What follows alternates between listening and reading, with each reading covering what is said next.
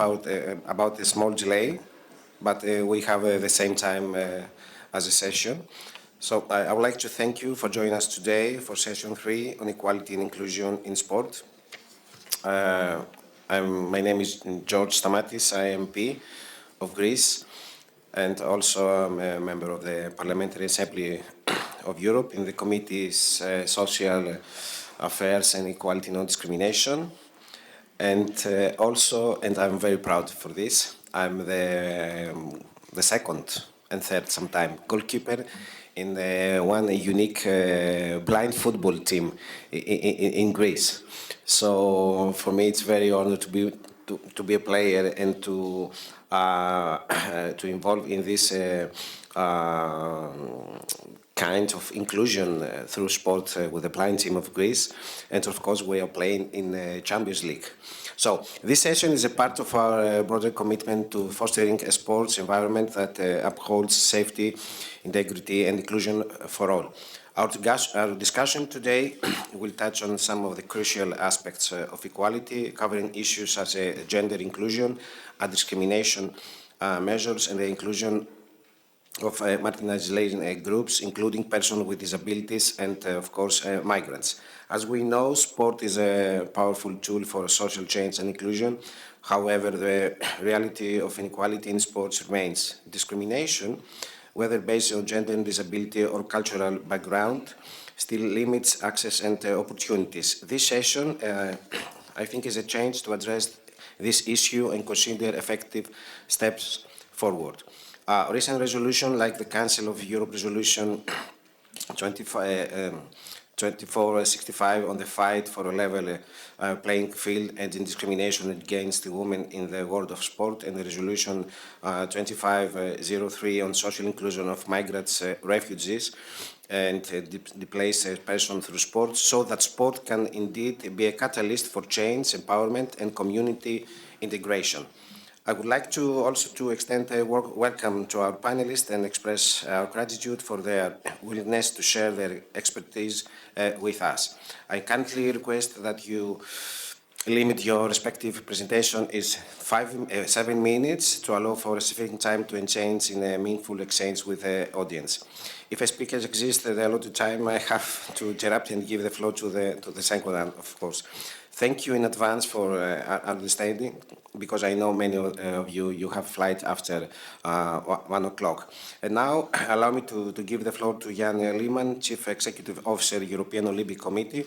Dr. Lehmann was appointed as the new CEO in May 2004, focused on implementation of the Strategic Agenda 2030 and then commercial development of the EOC. He's also a founder and board member of the investment company One Touch Football. So, Jan, the floor is yours for 5 minutes. Does it work? 7 minutes, right? 7 minutes, yeah. Thank you very much. Okay. I think even 7 minutes are short, but I will be quick. So first of all, let me quickly introduce myself. My name is Jan Lehmann, as already mentioned, CEO of the European Olympic Committee. And since I've been 18 years in the sports industry, but before that I was a management consultant at McKinsey, so I brought, of course, a PowerPoint presentation with me. And the goal is to show a few figures and to lay the grounds for our discussion, and I will focus actually on the topic of gender equality. So let me first introduce very briefly the European Olympic Committees. Then as I said, will show a few figures and statistics on gender equality in the Olympic movement, and of course also touch the remaining challenges that we are facing. The European Olympic Committee, for those of you who are not familiar with us, I hope most of you are. Of course, everybody knows the IOC with the successful Olympic Games now this year in Paris.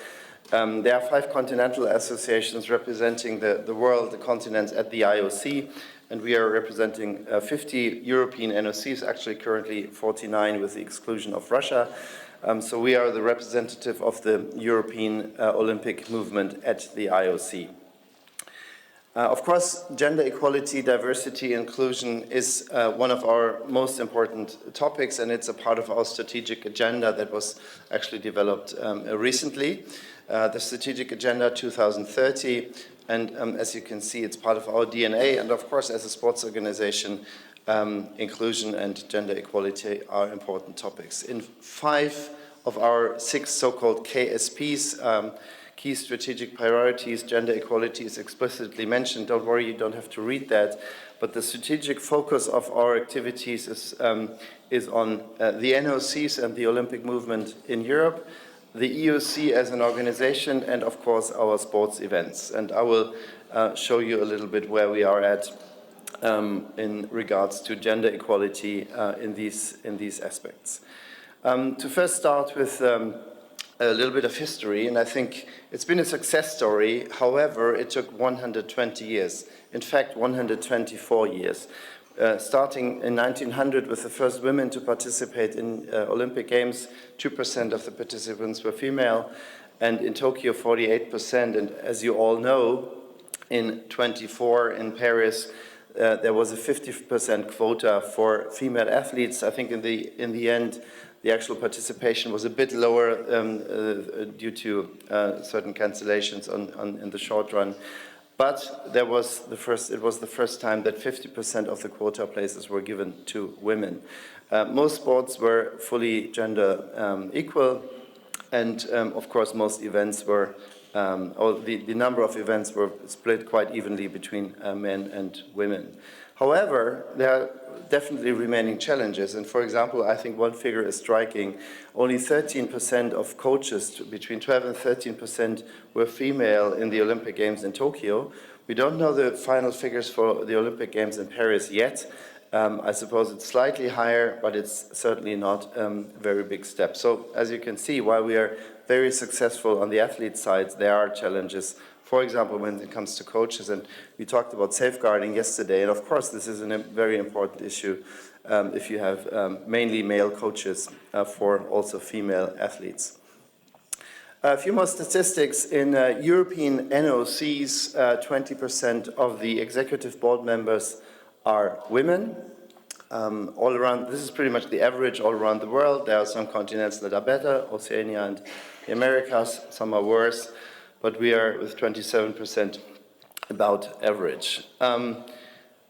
21 of our NOCs are actually reaching the goal of 30% minimum representation of women in their boards.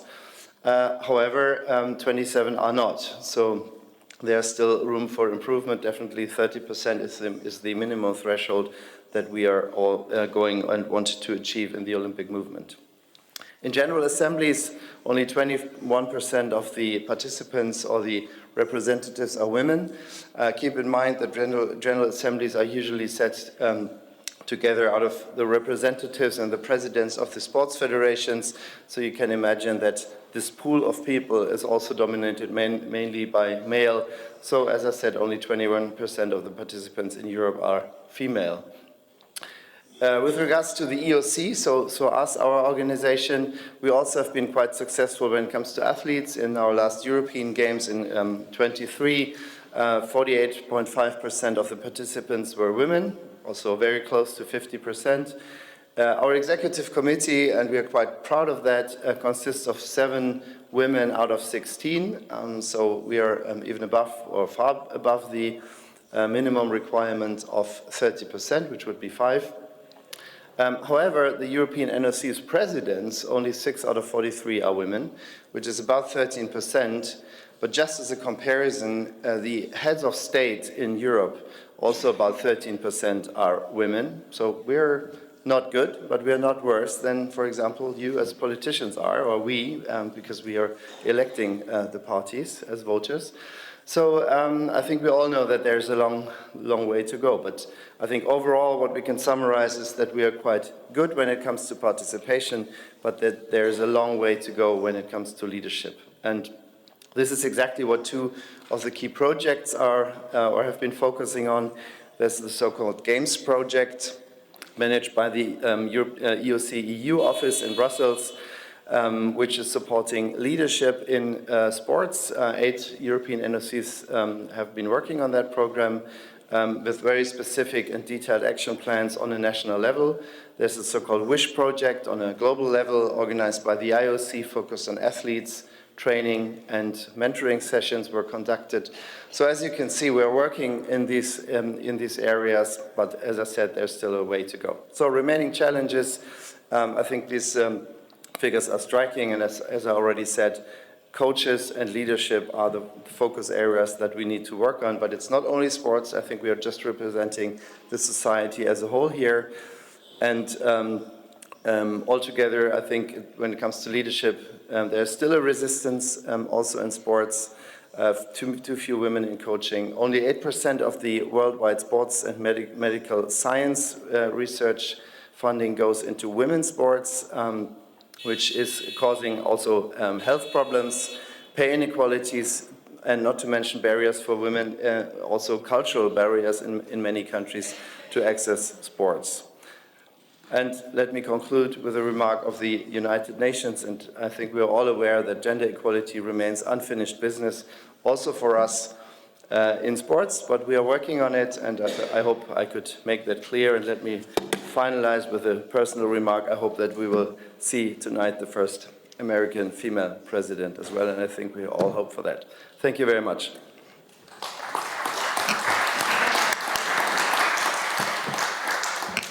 Thank you, Jan.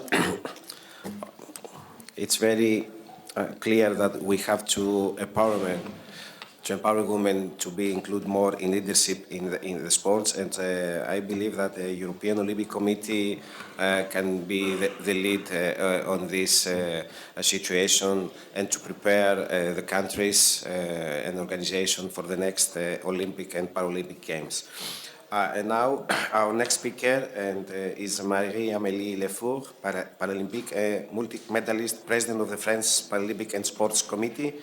Marie-Amélie has won 9 medals at the Paralympic Games, including 3 golds. In addition to her athlete career, she is actively involved in advocating for accessibility and inclusion for people with disabilities.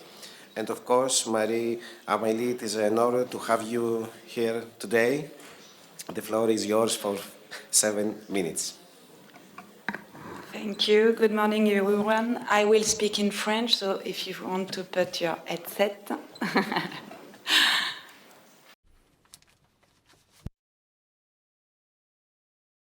Good morning to you. I'm delighted to be here and delighted to address you here today. I'm indeed the president of the French Paralympic and Sports Committee. I was an elite athlete for quite some time. Just to explain to you about our Paralympic Committee, our main mission is to lead the French delegation during the Paralympic Games. And we're lucky enough to experience extraordinary summer games in Paris this year. And our second main task, and this is the reason why I'm here today, is to develop a sport for people who are in a situation of disability. Now, one finding we made a few years ago in France was that, of course, sports is a very important thing for people with disabilities. It has huge benefits, and the benefits are even greater for people with disabilities. That's the physical benefits, the psychological benefits, and the social benefits.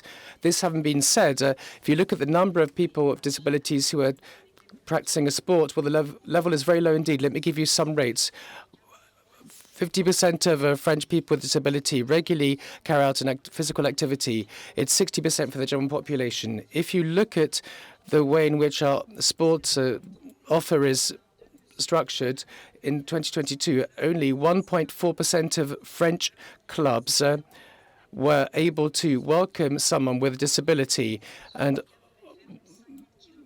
if someone wanted to carry out a sport and has a disability, they have to travel up to 50 kilometers to find a club that can accommodate them.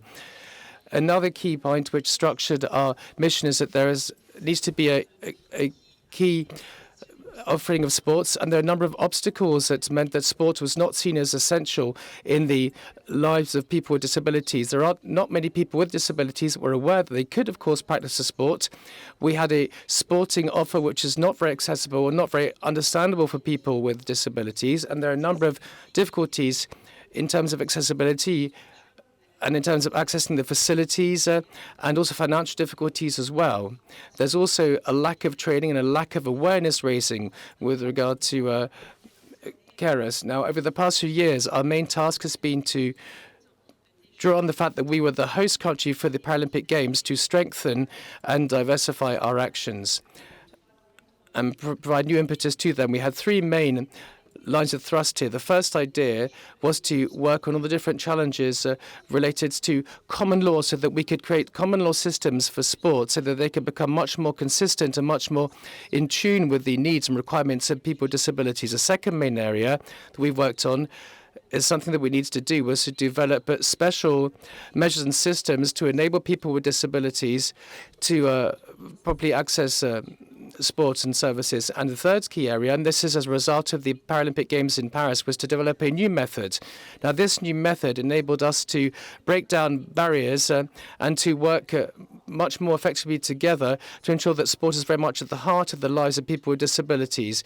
Of course, all sports players and protagonists had to be mobilized here, but not just them, other key people as well who are involved in sport. For instance, local authorities, doctors, local associations working in the field of disability. And as a result of these Paralympic Games, we learned to work more effectively together and to carry out common projects. So what are, in concrete terms, the actual measures we've been carrying out over the past few years to promote access to sport for people with disabilities in France? First of all, we've been, of course, ensuring that the state's financial commitment to this has been increased. Now, this is both at elite level, of course. For the French national team, the resources were quadrupled as a result of the hosting of the Paralympic Games. Why is this important? Because the national team, which is being successful, is going to, of course, open up the floodgates for sports being practiced by others. And the second key point is resources to fund the development of sport.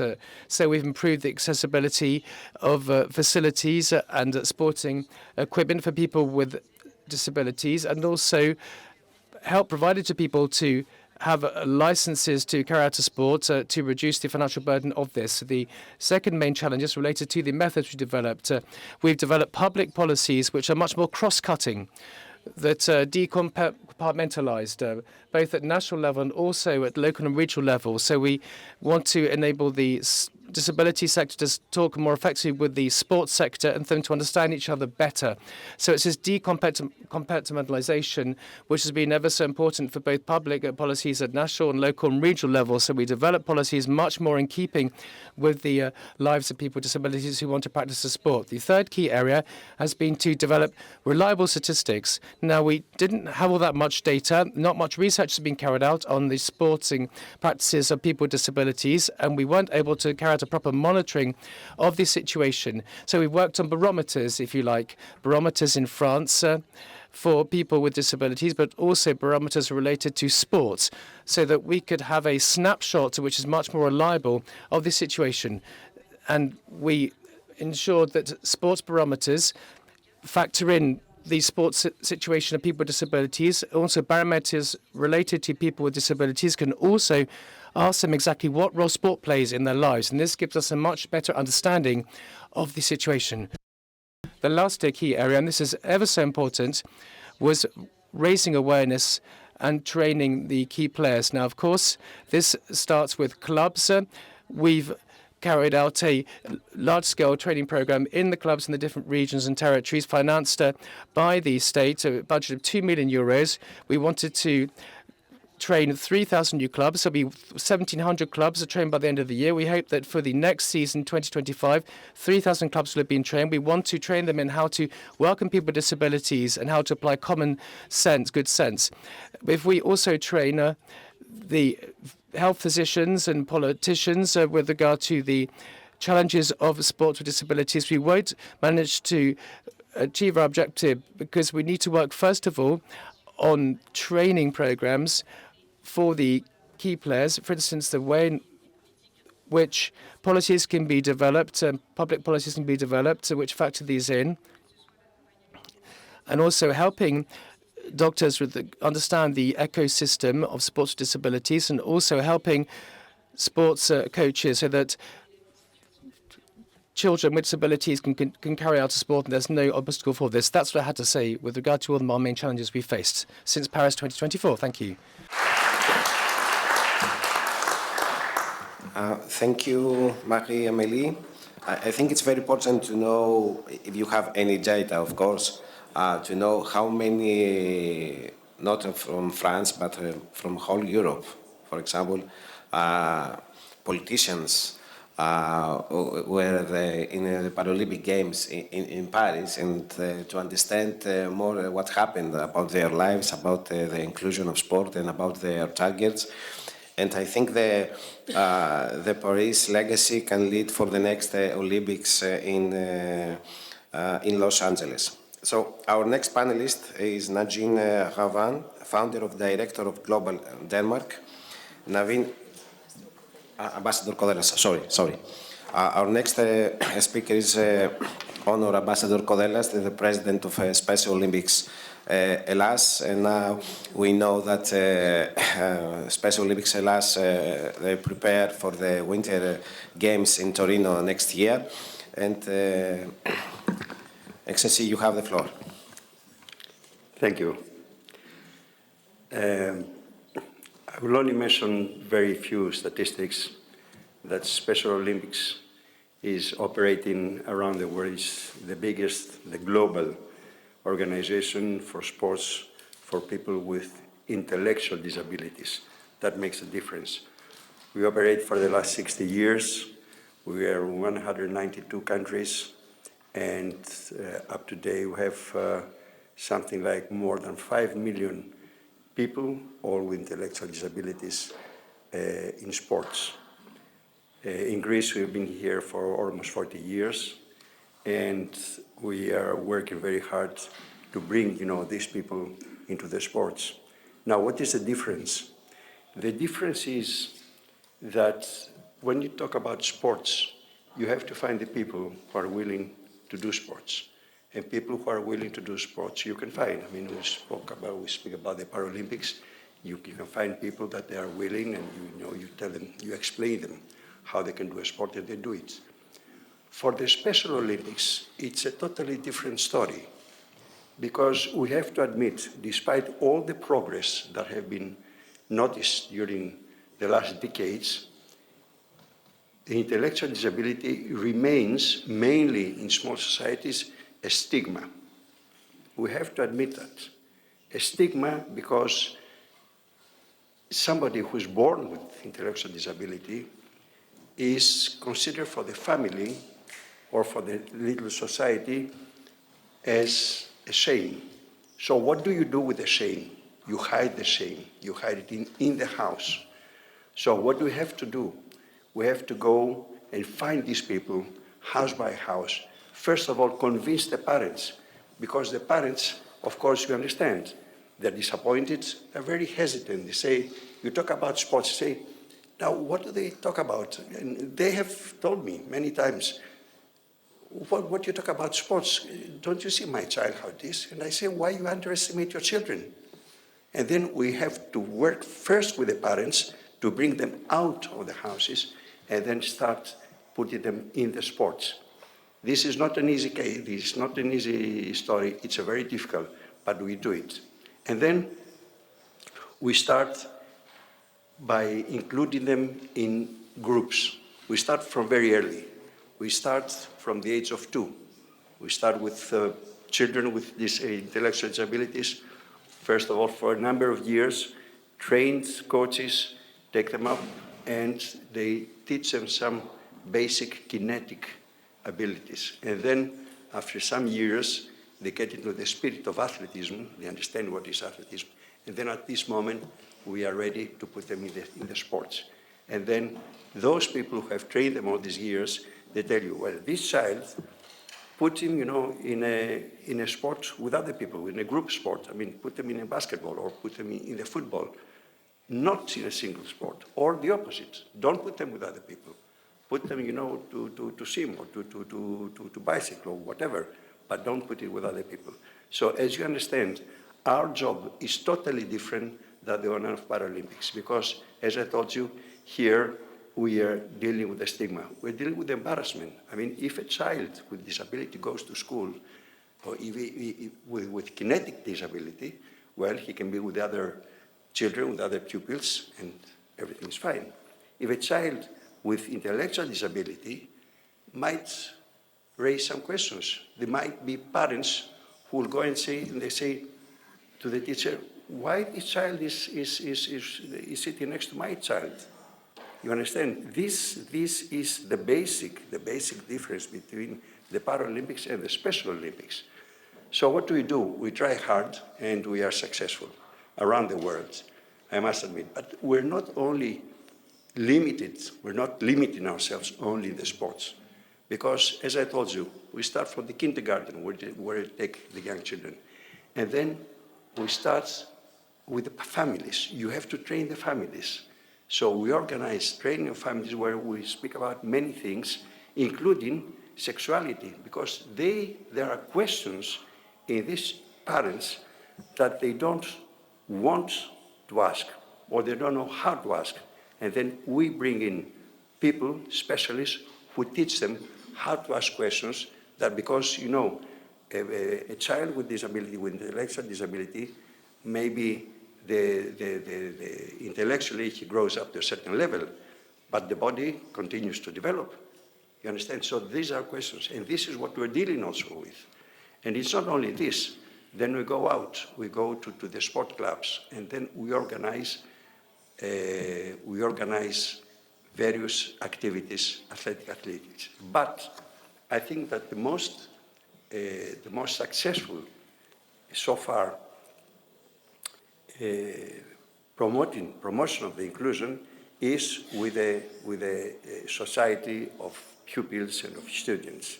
And this is what we are very proud for here in Greece, because we have an agreement with the Ministry of Education that gives us free access to all levels of education. And there we go, and we train, we inform both teachers and pupils what we are and how we do it. And then this is the first step. The second step, which is, I would say, the apotheosis of the inclusion, is we form unified teams. Where unified teams, you have children with and without disabilities playing together. This is what is inclusion. This is what we promote. And then, far from that, you also go further. We go to the society. We go to companies, big companies, which are our sponsors. And then we convince them, with difficulty sometimes, not so difficult the other times, to form a team of their people, of their employees, and play with our athletes. Again, unified, that is, people with and without disability.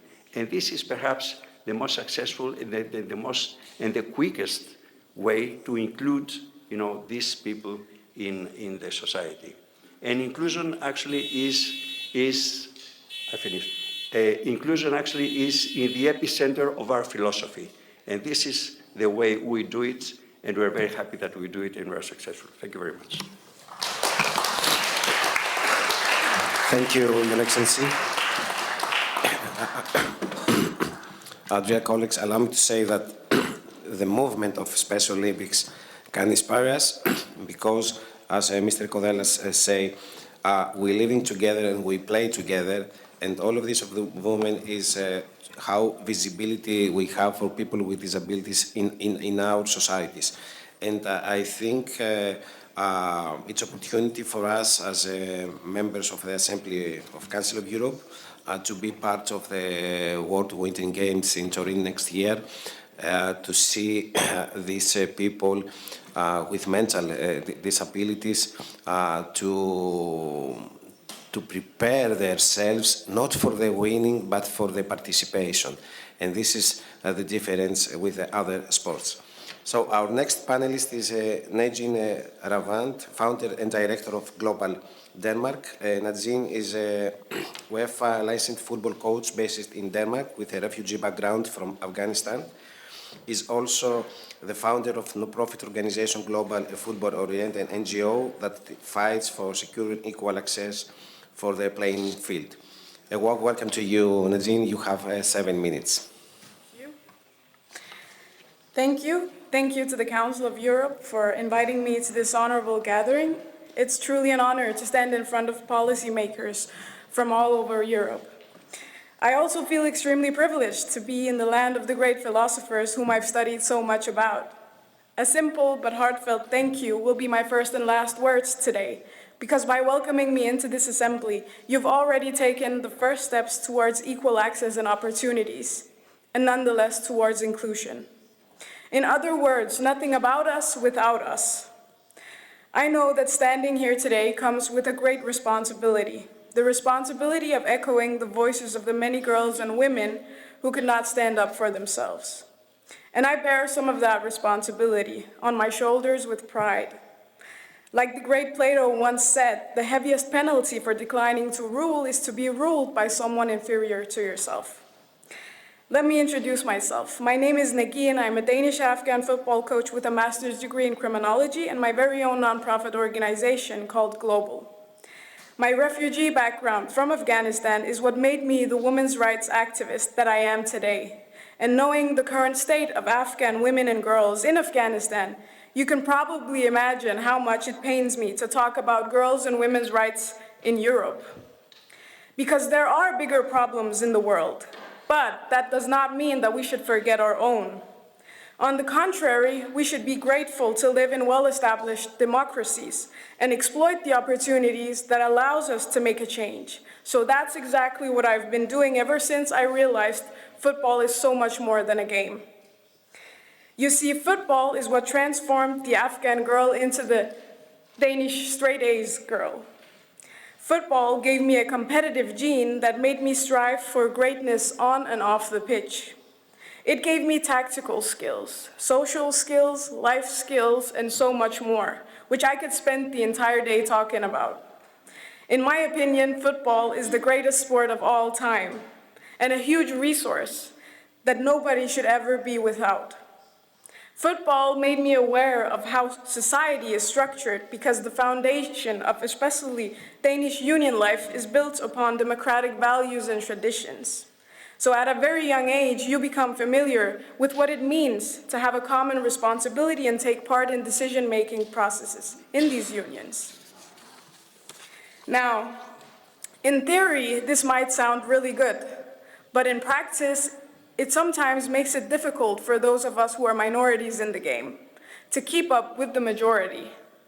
The gap between the resources of a minority compared to the resources of the majority is often so big that it makes it almost impossible for the minorities to share the same responsibilities. Due to socioeconomical barriers, I could not pay high membership fees, which excluded me from playing in some of the best clubs that I was nominated to play for. Due to my legal status, I could not participate in international tournaments, which excluded me from the community. Due to cultural barriers, my parents never came to watch me play or participated in any decision-making processes, which could have potentially helped me exploit my full talent, just like the other kids who had their parents securing their right to play by being available to drive to matches or even sitting as club board members. Equality and treating everyone the same looks very good on paper, but what we should really be striving for is equity, because some of us do need an extra hand in order for us to be able to participate on equal terms. A hand that some of you might not need at all in order to participate. If we want to promote sports as a fundamental right, we need to start structuring the sport arenas in a way where no one is in doubt of who belongs there, everyone. Because it's not just about creating access, it's also about creating sustainability. I, among many, have been challenged both on and off the pitch in my time as both a player and a coach. Racist comments from officials and spectators have pushed too many girls out of the game, not to mention the excluding club structures that makes it difficult for hijabi girls like me to compete in countries like France. We need your protection today before tomorrow. And as we heard the Minister of Education, Sports and Religious Beliefs underline yesterday, no win is truly worthy if not everyone is allowed the chance to be the first. With that being said, I want to stress the importance of narrating the support you give as mutual collaborations rather than charity. No one likes to be classified as the girl in need. So imagine that sports federations, like the one in Denmark, has gotten away with creating a project called Get to Sport, claiming that the name has no reference to the word that defines a certain area. And I actually used to be a part of one of these stamped clubs, until I realized it was indirectly classifying the clubs and players in structurally disadvantaged areas as members of a ghetto club. Do you think that's something that increases integrity and dignity? Or does it push the members further away from the rest of society, being labeled as a special needs club? If you really want to help, you should help blur the lines that stand between us, rather than drawing them more visible. And maybe I've already said too much. You should know that even though I get to speak in some of the world's most formal and great gatherings like this one, I'm still not given a seat at the table in the very same country I call my home. But I'm not one to lose hope, nor am I one to refrain from voicing my opinions, no matter the consequences. A strength that my journalist father has given me. So I created Global to independently fight for a future in which every girl and woman from especially ethnic minority communities can realize their potential through football. Our activism is aimed at Sustainable Development Goal number 10, reduced inequalities, and each year we develop 11 female football ambassadors through our tailor-made SELF program, which stands for Sisterhood, Education, Leadership, and Football. This program equips the ambassadors with the necessary tools to become local role models and create the change they wish to see in the world on and off the pitch. Whether it be as coaches, players, or leaders, the Academy gives the ambassadors a range of tools such as workshops on leadership development, the power of storytelling, an introduction to the Sustainable Development Goals, and of course a course in football theory and practice within the football law. And these are just to mention a few of the many topics we master. Today, the first generation of female football ambassadors are blooming on the pitches of different local football clubs, making them the first local female role models of their generation. And I can tell you that they have all already become local magnets for increased female participation in football. So, to finalize, we've made it our mission to recreate the image of what an ideal footballer looks like. And the ambassadors are actively showcasing that you should not have to be compromising your identity, whatever that contains, just to exploit your human right to participate, contribute, and evolve. Being a minority girl should never become an obstacle to the human right to participate. I'm still that little refugee girl, and I bring her with me in everything I do because she's just as worthy as the girl standing in front of you today. Thank you.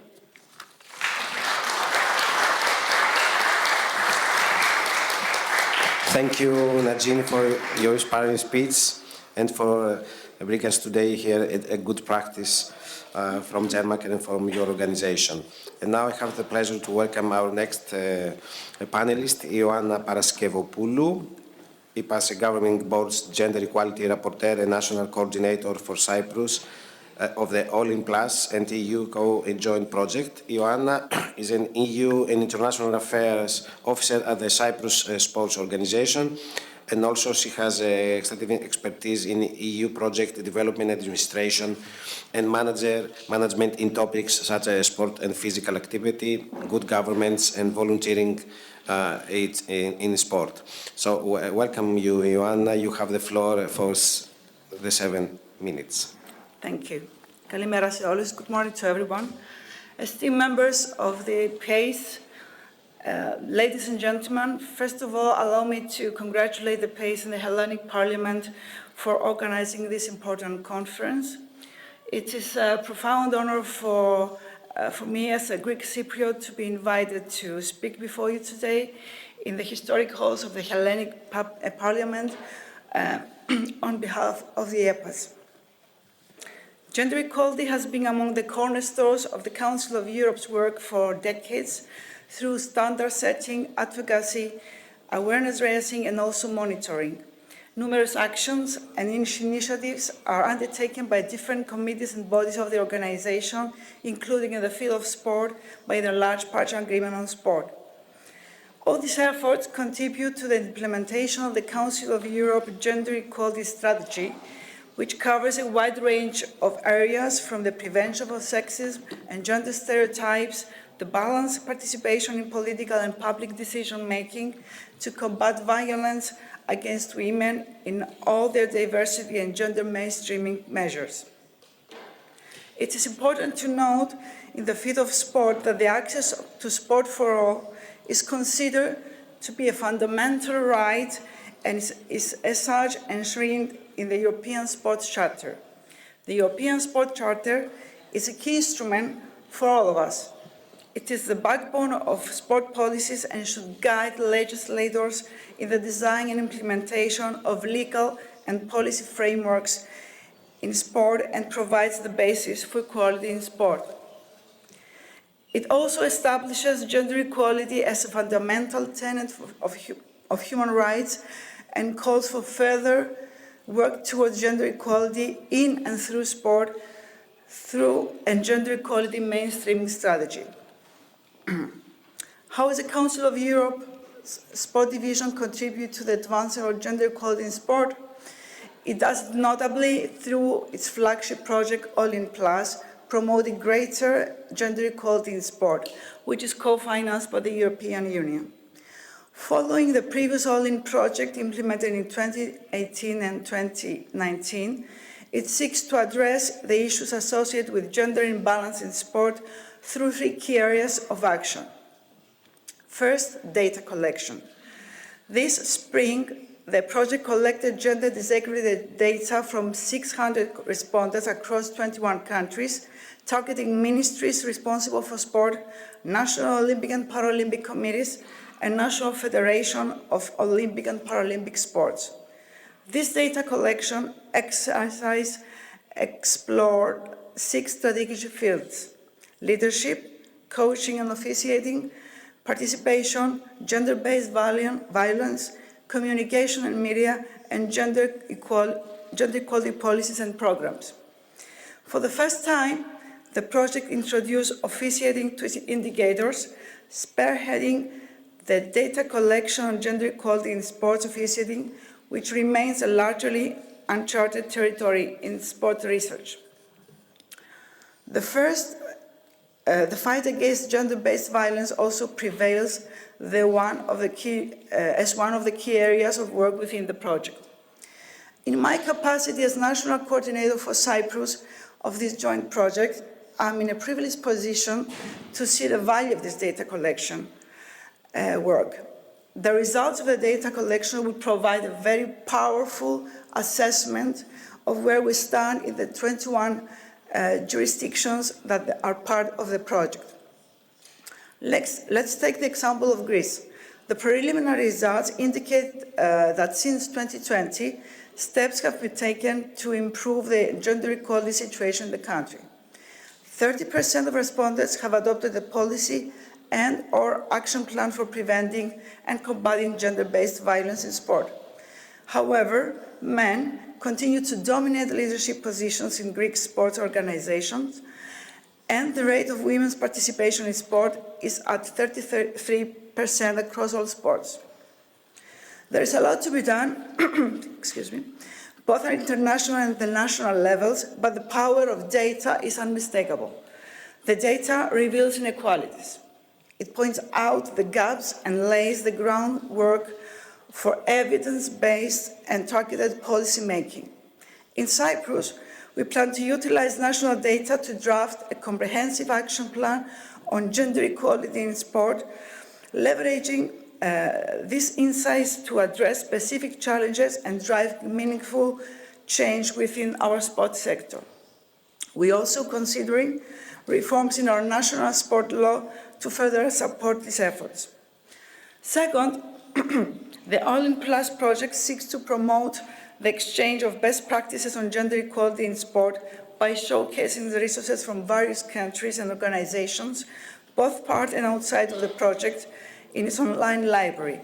It gathers the latest development, innovative solutions in this area, empowering educators, policymakers, researchers, and administrators to learn from expertise of others and to adopt these measures in their own communities. Finally, the project works with and through the media, not only to raise awareness of sports media professionals about gender inequalities in sport, but also to promote positive narratives in the culture of respect, as well as to improve the visibility of women in sport. I would also like to praise the work of the Parliamentary Assembly and underscore how our close cooperation is impactful. When the fight for a level playing field and ending discrimination against women in the world of sport, which is the title of Resolution 2465 of 2022 of PACE, is a common objective that all stakeholders work on.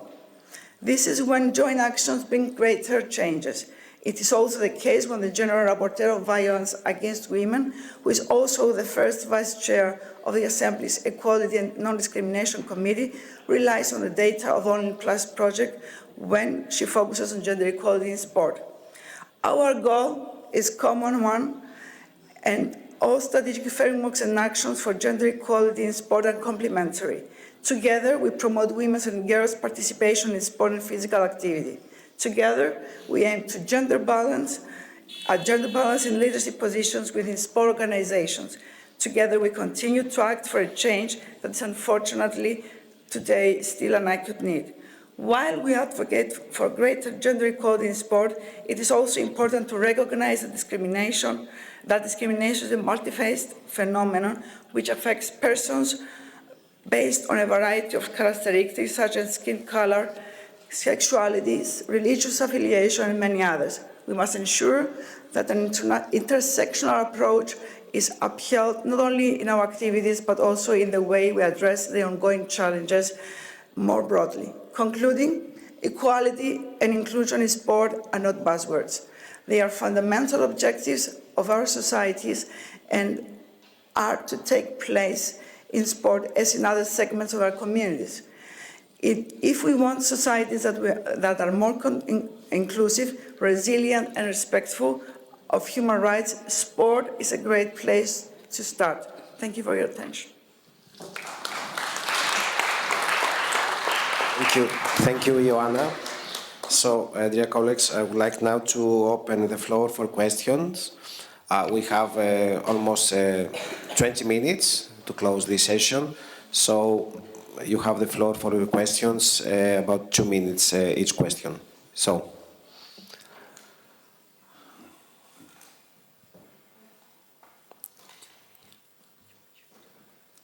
Okay. Because I can see your names, so I start from here, from my left, and then, yeah, because I can see your names to give you your floor. So. Thank you. I'm Miriam Bonk-Lanschek, Chair of Committee of Education, Science and Youth of the Slovenian Parliament, in the Slovenian Parliament. Equality, respect for diversity and access to public financing and infrastructure are essential to guarantee equal opportunities in sport. It is vital to create an environment where children and adolescents not only begin but also remain engaged in sporting activities throughout their lives. This can only be achieved through a holistic approach where various stakeholders, including governments, local communities, schools, sports clubs, and parents work together towards a common goal. One of the key challenges today is ensuring a sufficiently diverse and high-quality offer of sports programs. We need to create opportunities that are both engaging and accessible to every child and adolescent.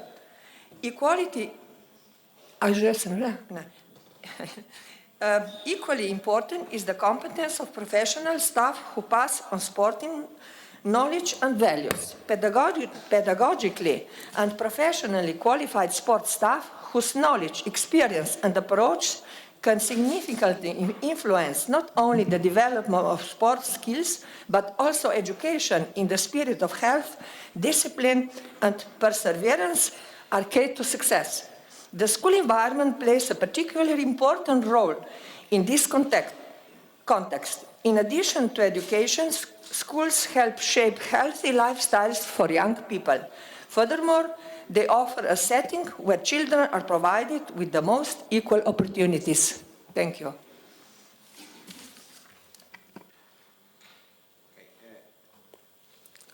We need questions for the panelists. So, please. Okay, thank you so much. Meryem Gürka from the Turkish Parliament. And also, as I was born in Germany, as part of the Turkish diaspora there, I have a question. I agree with Mr. Herr Lehmann. As he said, we have a long way to go. And I also want to say a thank you to everyone for their contribution, especially for the good practice also represented by Najin Rahman. That's also my question, as we talk about equality and inclusion in sport, which has the ability to unify, to inspire, to bridge the divides of language, culture, and background. We see that women still struggle to achieve equal stature compared to men. The discrimination faced by Muslim women regarding their headscarves adds another layer of inequality, and we see that policies claiming neutrality may actually reinforce exclusionary practices. So recent examples, one was the ban of France for the Olympic athletes. We see examples in Europe show that we still cannot overcome stigmas and stereotypes based on religious beliefs and identity, which also constitute a form of Islamophobia, or we can say anti-Muslim racism. So my question, this is very important because discrimination then limits their access, the women's access to equal opportunities in society and especially in sports.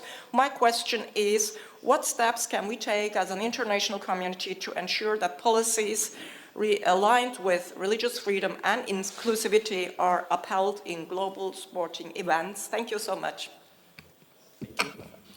So, in which panelist is your... Okay, so one more question and then I give the floor to the panelists. Yeah.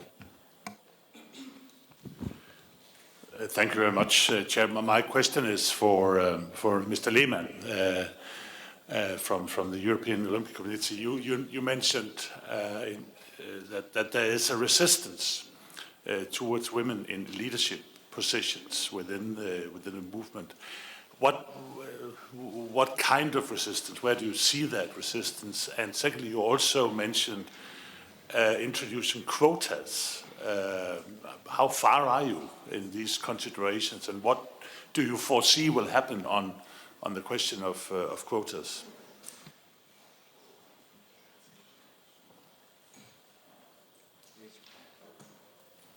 Thank you. My name is Vesna Vučemilović. I'm from Croatia, president of the Committee for Family, Youth and Sports in Croatian Parliament. I'm proud to say that Croatia is a country that in the education system adopted inclusion of all children, and if they have any disabilities, they have assistance and experts in schools which can help them. We also have Special Olympics, and my question is actually for Mr. Kodelias. How to improve system so that actually clubs include children with some kind of mental problems, because actually I know that there are some examples that they are doing that, but how to improve that system so that more sport clubs, sport institutions are involved in that process with children that have some kind of problems. Thank you. Thank you. Okay, we have 1, 2, 3, 4. So we have 4 questions, and then we have give the floor to the panelists. A short question to all the panel. Do you think that the matter of inclusion of women, especially for the vulnerable and people with disabilities, is very important. Do you believe that we need state intervention? Is also a state's responsibility of providing the equal access and the means to everybody to participate in the sport? Thank you. Please. Yes, thank you. My name is Kim Valentin. I'm from the Danish Parliament. I'm a spokesperson on labor market and culture. And I'm writing a report for the Council on human rights in and through sports. I would like to ask the IOC how you work with pay inequalities. How do you see pay inequalities in host countries when you place events? Let's take example Beijing. How do you work with pay inequalities, human rights in general, when you place the events all around the world? I know you are from Europe, but there is a possibility through IOC to influence the host countries, and you see it in all kind of sports. I think IOC has a special responsibility to show how to do that in the right way. Thank you. Thank you. Good morning. I'm Sophie Kwasny, head of the sport division in the Council of Europe, so working on the intergovernmental side. Hello to all. I'd like to thank my colleagues of the Parliamentary Assembly of the Council of Europe and the Hellenic Parliament for organizing this conference. All the topics that have been addressed since yesterday are actually topics I have the privilege and chance to work on, and I speak under the control of the chair of EPAS, Alexandre Husting, of Georges Mavrotas, the president of the follow-up committee of Macolin, and Ioana Paraxevopoulou, Ioana, who's our gender equality rapporteur. I invite you to have a look at our website because we encapsulate all of the topics, and if I just come now to what was discussed this morning, the European Sports Charter, which is a 2021 basically total guide for sport policies, contains all of the topics we've been discussing.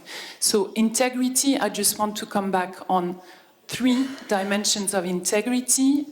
Personal integrity, organizational integrity, and competition integrity, which is what we've been discussing.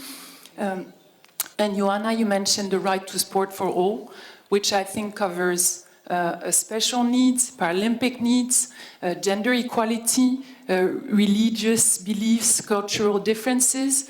How do we make this right to sport for all that we have in our standards, we have in our texts, we have at UN level? How do we make it a reality, actually? We have the standards. What is needed for each of you in your different sectors, field of action, to become a reality? And I really want to thank you because I think the synergies between all of us in our respective areas and responsibilities is what will actually enable us to deliver on the potential of sport as we all believe in. So thank you very much. Thank you. So we have one more question, I think. Yeah, the last question.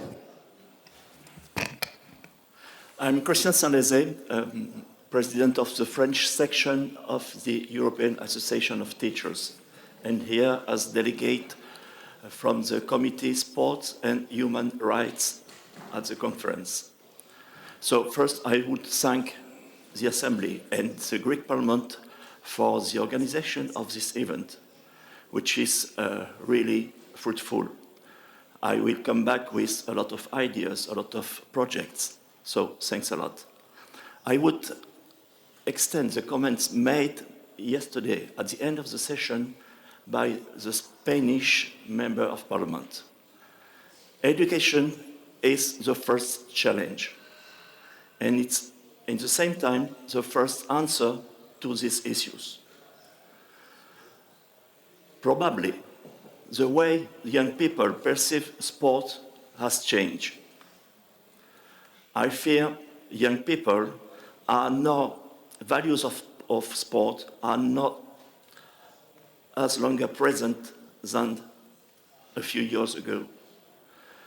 The image of top-level athletes and players has a great impact on young players, and it's not always very positive. And this is accentuated by media and social networks. So we have a problem of values with our young players, a great problem. In my basketball association, during a lot of years, instructors have some mantras. You mustn't give up if you don't succeed at your first attempt. Play with everyone without looking someone like you. Winning, by all means, is not the goal of sport. Your adversary is not your enemy. We repeat these mantras every year for each group of players. The goal was to raise the awareness of sport values. And we had a sort of chart in our association. So, could I suggest a proposal? That every child, every teenager, as in the same time as joining a sport association, read and sign this chart, this commitment to have an ethical approach to sport. This chart could be drawn up in a few accessible articles. And last idea we had in our committee, this chart could be drawn up in a European competition organized as part of the Erasmus sport program. It could include also recommendations for instructors. Instructors must be able to welcome every kind of young player. And for the moment, it's so difficult in the majority of associations. Thank you. Thank you. And the last question for Mr. Verducci. Thank you so much, Chair. We who are here know that inclusion in sport is part of the larger battle against discrimination. And now we know that today it's an important day because it's essential that a parliamentary alliance on these issues is created. And so I would like to ask our speakers, on the basis of their experience, which legislative, governmental, or political, or cultural instrument, and which type of intervention they consider most suitable, urgent, and necessary to protect grassroots, non-professional sports, and the youth sport, to preserve it from markets, business, and economic speculation, because we know that diversity, inclusion are fundamental in society, and they are fundamental in sport, and we need strong instrument for this battle. Thank you so much. Thank you, Francesco. So, I would like to, from our panelists, to answer the questions.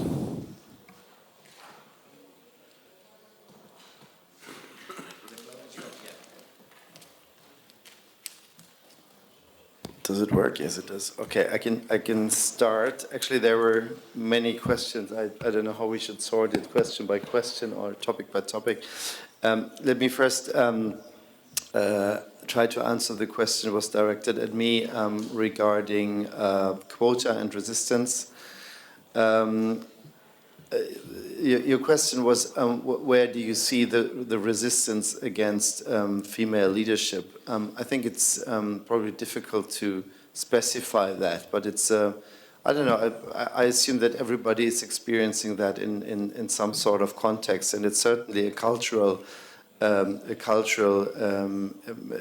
a cultural explanation for that. I mean, I joined the EOC only 6 months ago, but I see huge cultural differences between countries, and it's a very interesting experience. But of course, there are these kinds of men's clubs with, and also, yes, I'm a man, and I'm white and old, so pretty much belonging to that group.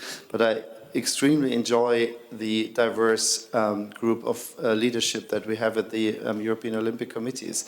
But there are countries, there are cultures where I experience or feel that there's a barrier for women, and for example, explicitly one former president of the European Olympic Committee said, obviously, and I just heard about it in a meeting, that there would not be enough qualified women for leadership positions, which I think is rather stupid. You just have to find them if you're looking for them. But there are these kinds of remarks and barriers still existing, and I think it's not only exclusive to sport. I mean, we are just a part of the society. I think it's everywhere. Regarding quota, you also asked regarding quota. I'd like to tell a little story from our experience, because personally, I always hated quota, and I think many women do the same. But then the EOC introduced a 30% quota at the last elections of the executive board. And all of a sudden, there were more applicants than actually those 30%. And in the end, 7 out of 16, as I said, so more than 45% women were elected. So obviously this quota reduced the barrier for women to actually apply, because they knew, oh, okay, I have a realistic chance. So I think, even if I somehow wouldn't like it, but as long as it's not natural that on average 50% of board positions are compositions of each gender, these quota help actually to reduce the barrier, in this case for women, to apply. And this is the experience we had. So I have answers to other questions as well, but would like to leave the floor for the fellow speakers first, maybe. I will try to answer the question raised by Sophie on Sport for All and for... Can you hear me? Yes. Okay, sure. Yeah, as I was saying, I'll try to answer Sophie's question on Sport for All, how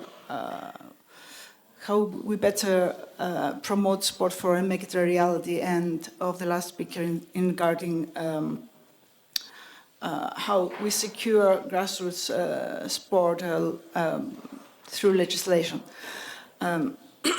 Sorry. First of all, I would say that we have to recognize sport for all as a fundamental right for everyone to participate in sport and physical activity at all levels. First and foremost, there's a need to develop comprehensive sport for all policies that promote participation and development. I will take Cyprus example, and where we have recognized sport for all and recognized as fundamental part of our national sport policy. So the National Sport Authority runs the National Sport for All program. So it's important to have partnerships with sport organizations, local authorities, NGOs, and other stakeholders in order to achieve more participation of citizens in sport for all. Investment in sports infrastructure is also it's also crucial to allocate funds for building and maintaining sports facilities and parks and public places for people to be able to practice sports. The qualification of coaches and officials is also a crucial issue. We have to ensure that sport programs are led by trained and experienced professionals. Public awareness campaigns and the use of media are also important in order to raise awareness about the benefits of physical activity and sport, and there are many, many campaigns for this purpose. Another issue that has been raised in Cyprus as well is to prioritize, to encourage schools to prioritize physical education and sport programs, and to make their facilities available for citizens to practice. And yeah, thank you. Thank you, Ms. Paraskopoulos. Ambassador Kodelas, you have the floor for your assents. Yes, thank you. How to improve a situation? This is a multifaceted question. I think the key word is synergies. We start from the state, of course. The state can provide us the means to develop, our organization.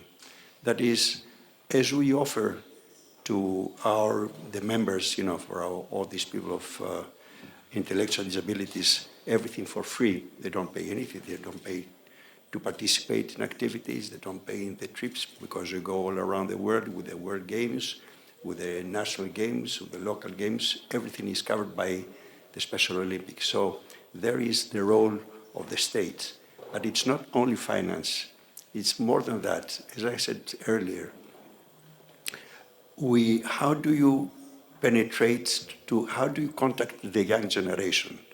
Which is, I will not agree with the gentleman earlier. The young generation to us, at least in Greece, is giving us very encouraging messages. Our contact with the young generation has been through an agreement that we have signed with the Ministry of Education, an agreement that gives us free access to all levels of education, where experts, from the Special Olympics inform and train both teachers and pupils and students on what we are, what we do, and how they can help. And then when everything is fixed, then we make a step further, which is the unified games. Mr. Stamatis earlier said, play unified, learn unified. This is what we do. You form mixed unified teams, which is with and without people with intellectual disabilities, and this is perhaps the best way to include, our athletes into the society. But it's not only this; it's also you can go further. You can go to sports clubs. We cooperate with a lot of sports clubs, and I must admit, their signals are very encouraging. They immediately like to cooperate with us to have, players, football players, basketball players, to play unified with our athletes. Half of them with, the other half without intellectual disabilities. And this is a very strong message that we transmit also to the people. But apart from that, we carry on with companies, big companies, sponsor, non-sponsors. We approach them and we propose, we explain who we are and what we do.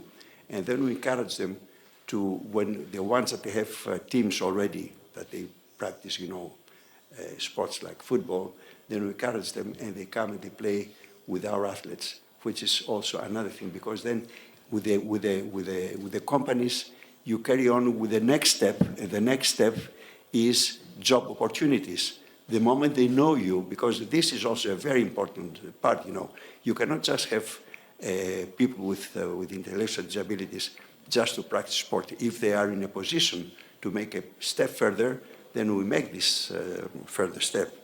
And finally, it's through our volunteers.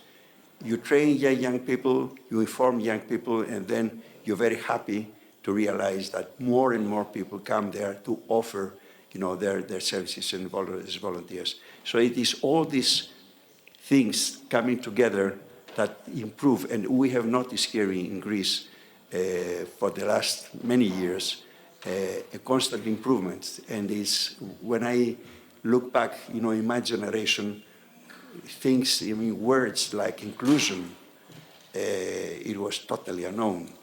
But I'm an old man, so but I'm very happy with the young generation because it's very encouraging what we realize on a daily basis.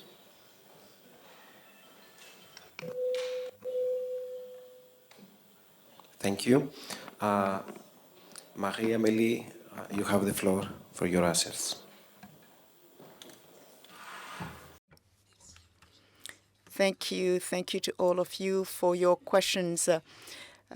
I will maybe pick up on what the ambassador said about the inclusion of mentally disabled people, inclusion in clubs. The mission of the Paralympic Committee is not limited to the Paralympic Games. It is not limited to sensory and physical disability. It is also in the area of inclusion. And when you look at the situation in France, we have moved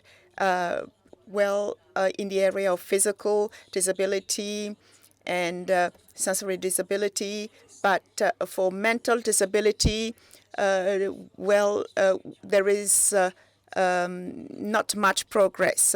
And this is the reason why we have two types of activities. First, training clubs, training volunteers, training educators in clubs. It's raising awareness. We want to speak about disability so that they're no longer afraid of accommodating. And when you speak to them, there are a lot of barriers that you can actually overcome, and people are ready to receive and accommodate. The thing is, in France, there is a problem. We grew up far from disability, so people are afraid. But when you use common sense, educators are also able to teach and train people with mental disability. The second aspect is to speak about disabled people practicing sport. And there we had to fight with the media, because when you communicate on para-sport activity, they want people in wheelchairs, they want people who can't walk, because they want visible disability.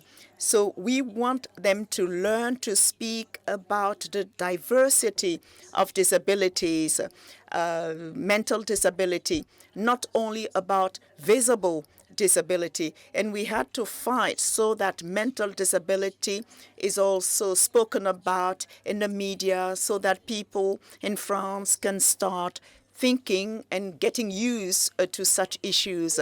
There was another question about the role of the state to guarantee accessibility. I think that it pertains to all of us. It's a collective responsibility.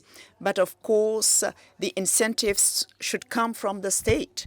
The state should adopt all the necessary legislations to make sure that there is equal access for women, for minorities, and disabled people. But behind that, there should also be supporting measures And this is where we have some issues. Now, when do you encourage and when do you make it mandatory? And you have to find the right balance between the two. You can provide incentives with encouragements to include through inclusion in sports of disabled people, and you can get bonuses or additional financing because you have adopted in your organization policies to accommodate people with disability. And we also have Dr. Lehmann, who spoke about the quotas, a system where you make it mandatory. It is actually binding by law to receive, accommodate, and include people with disability. Now, for the past 5 years now in France, there is actually, it is mandatory to include more women in the boards, in the federations, and this is where our Olympic Committee adopted programs to help people to reach leadership positions. So you have constraints, but you also have incentives to support organizations to find the right balance between incentives and what is mandatory. Before we close the session.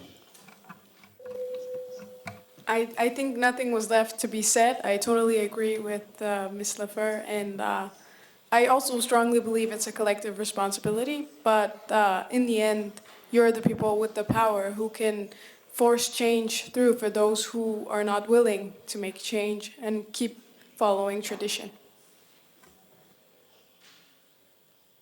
Thank you. So I think we close this session, and allow me to say this session was a great opportunity for all of us, not only to make policy or to find a good practice, but to prepare if we want a report or to cooperate with other colleagues from other countries, because the most important is visibility of people with disabilities. And finally, allow me to say, because we have here Mr. Codellas, with cooperation with the Italian colleagues and from the organizing committee from Special Olympics Italia, I think it's a great opportunity to prepare an ad hoc committee with the President of Parliamentary Assembly to be part of the Winter Water Games in Special Olympics in Italy, the big, huge athletic event after the Olympics and Paralympics for the next year.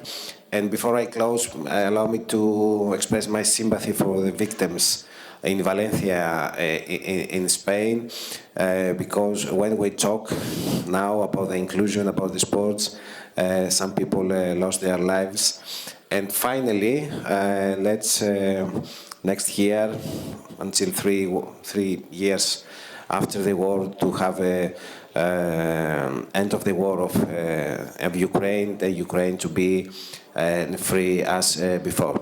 So thank you to join us for this session. So now we have a break. Am I right? Okay, we continue.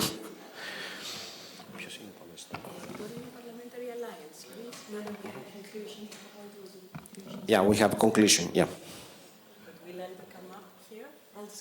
Yeah. Please. Mrs. Moreno, please.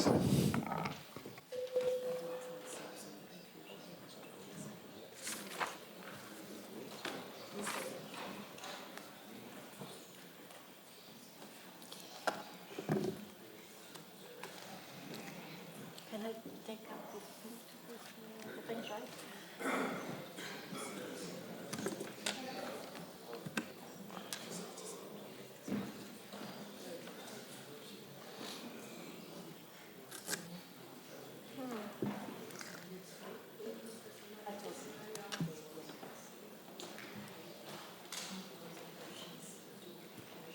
I don't know where to find the pen drive.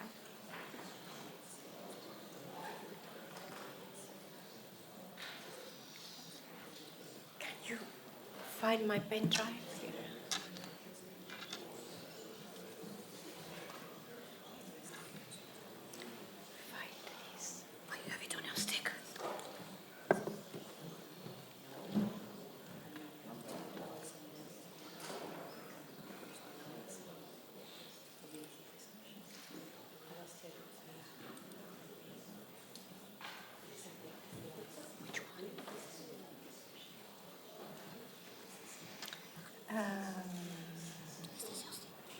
is a presentation. So yes, it's not good as a PowerPoint.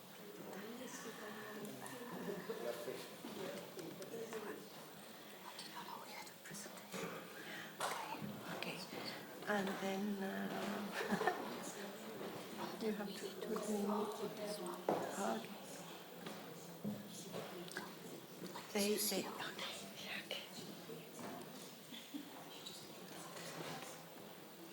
May I?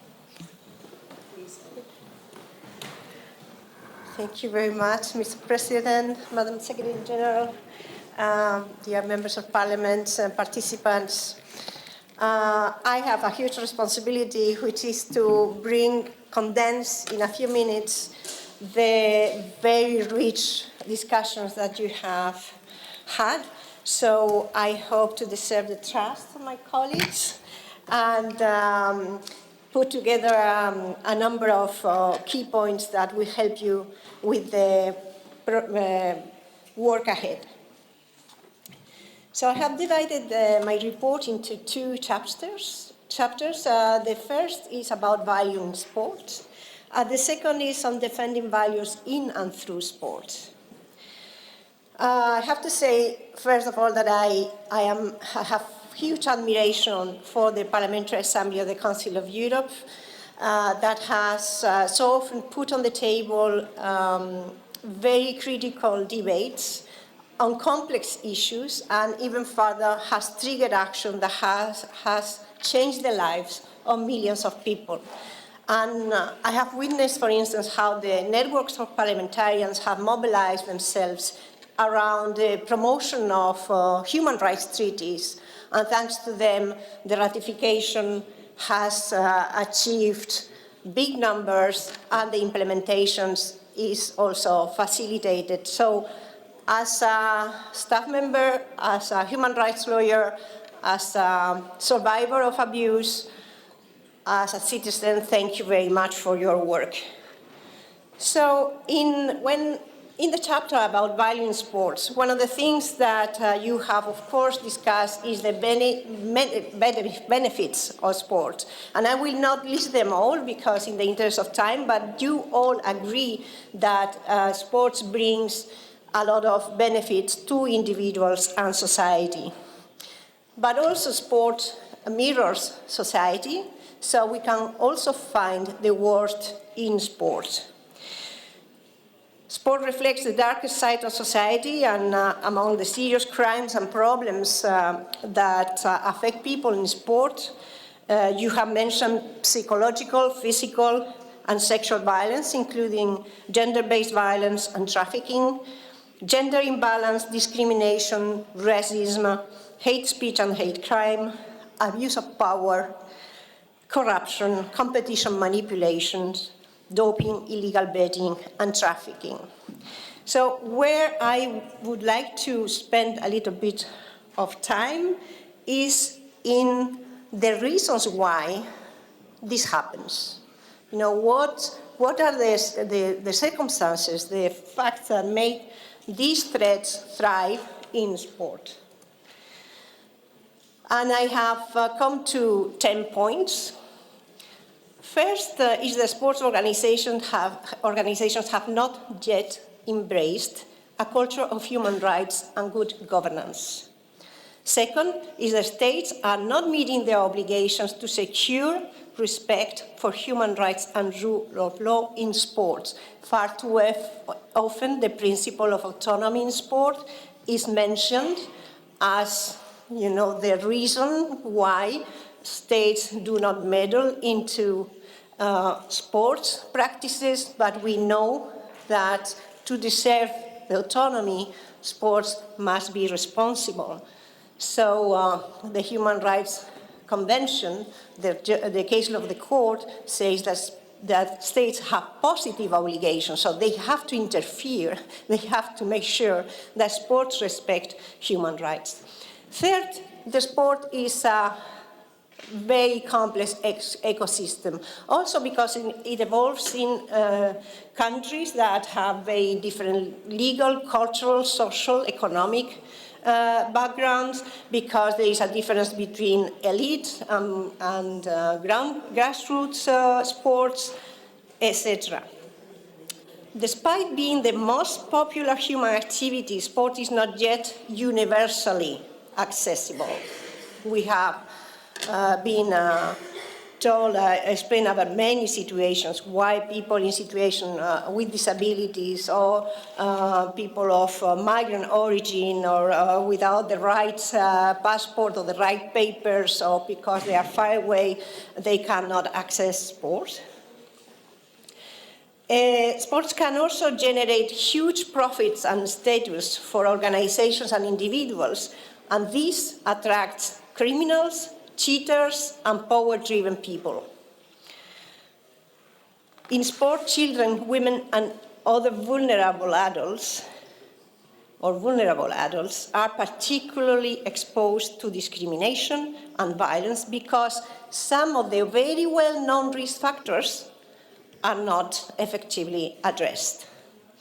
Victims denounce the normalization of abuse, the omerta around the cases, and the lack of a trauma-informed and victim-centered approach to the cases.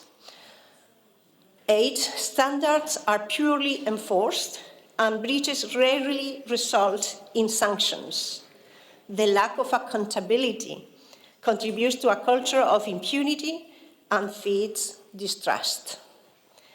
Many sports lack resources and protocols to effectively investigate and respond to breaches to their own ethics or disciplinary codes.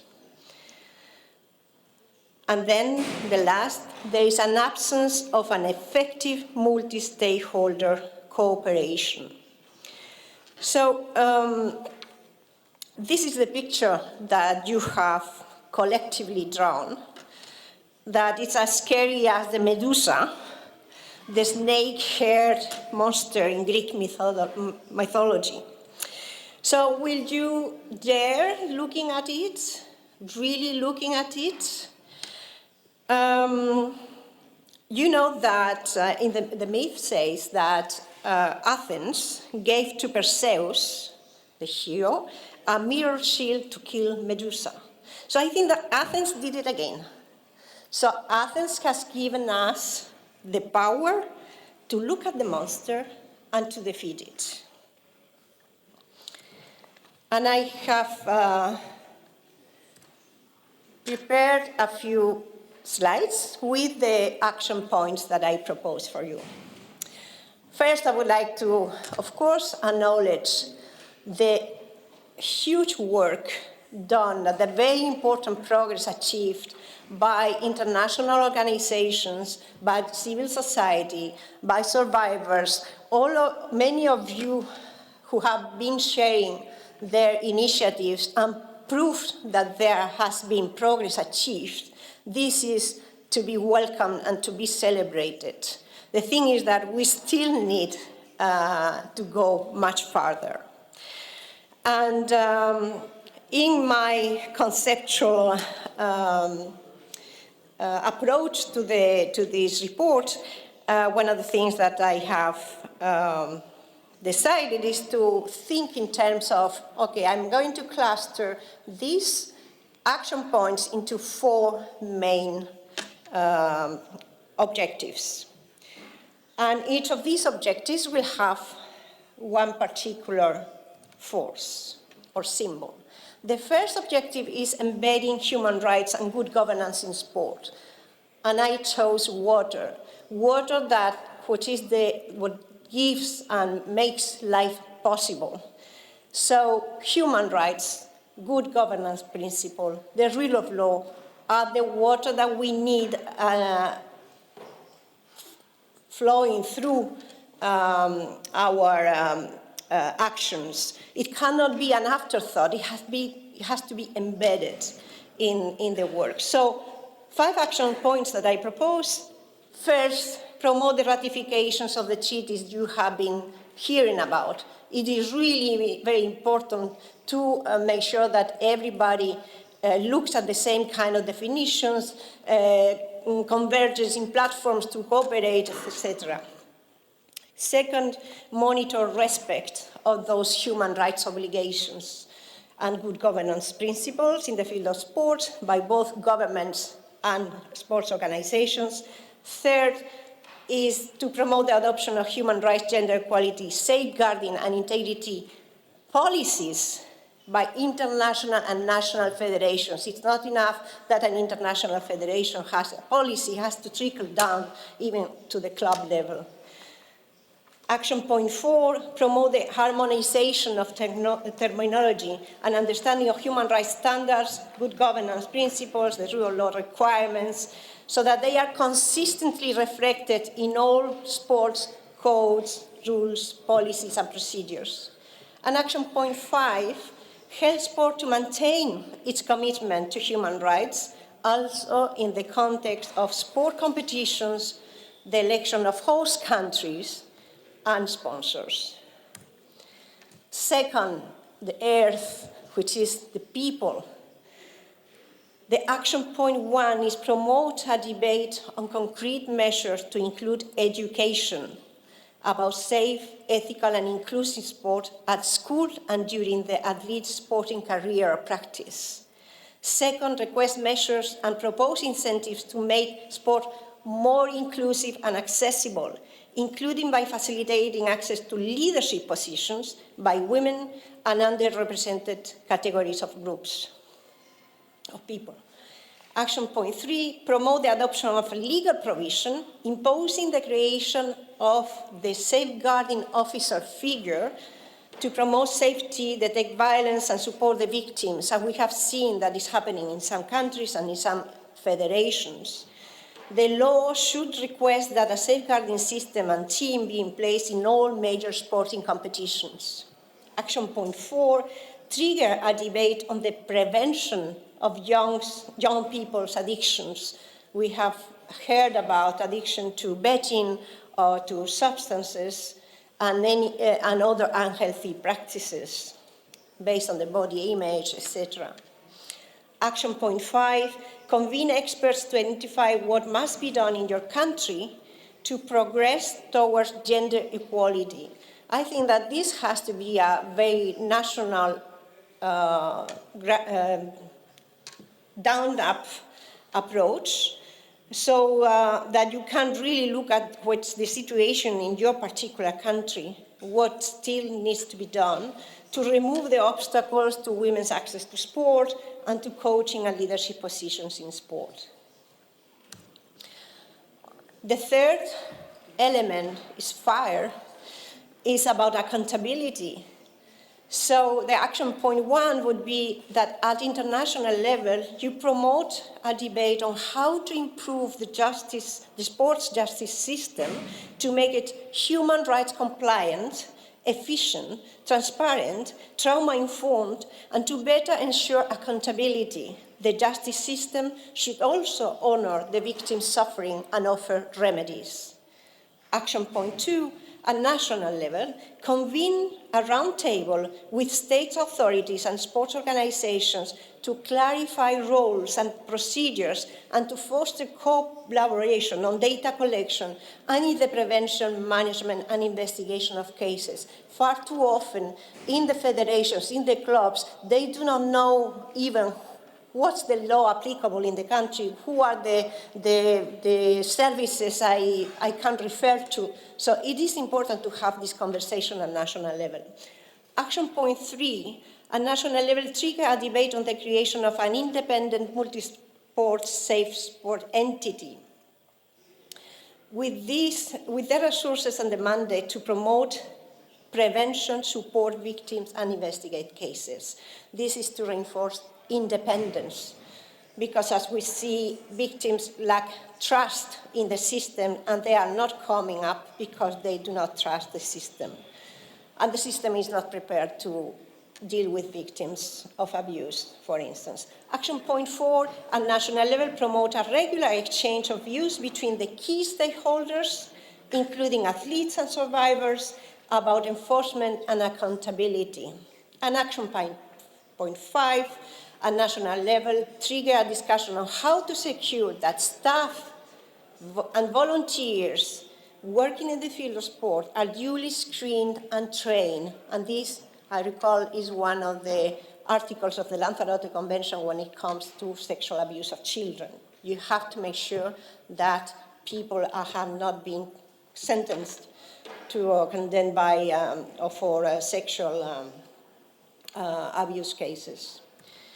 And now the last is about wind, and the wind that is needed to promote cooperation, cross-sector cooperation, interdisciplinary cooperation, multi-stakeholder cooperation. So action point 1 is to support the parliamentary alliance that is going to be launched to boost multi-stakeholder cooperation to progress towards safe, ethical, inclusive sport. Action point 2, at international level, hosts an exchange of views on the functioning of international sport justice and initiatives to reinforce accountability, such as the creation of independent safe sport entities and at international federation level, or the Cleaning Sport Initiative Jens told us about. Action point 3, make sure that athletes, survivors, and youth are included in the discussions of the future sport, the future of sport, and that this is done in a trauma-informed way. Action point 4, within the Parliamentary Assembly, continue engaging with the sports ecosystem and preparing reports to expose shortcomings and promote good practices, something that the Parliamentary Assembly really excels at.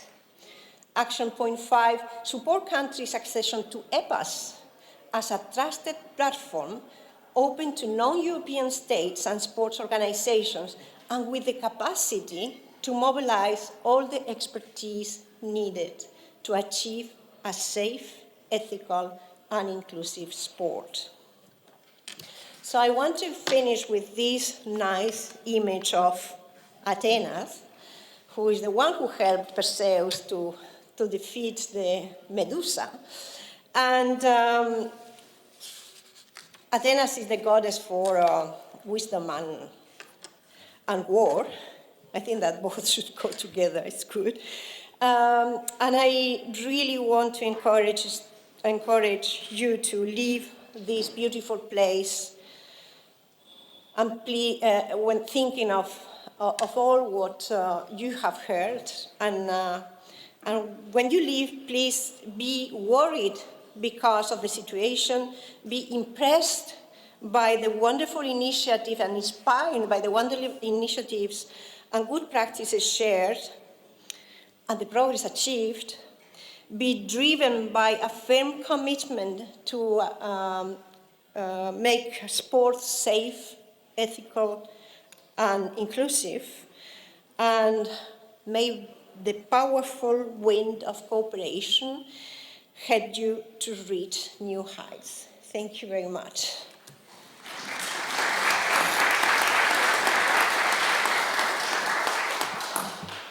Thank you. Thank you all one more for the very rich discussion of these 2 days. And now, before closing, I have the pleasure to invite our President, Theodoros Rousopoulos, and the General Rapporteur on Sport, Nadja Yesen, to say a few words to launch the new initiative of the Parliamentary Alliance for Sport. Mr. President.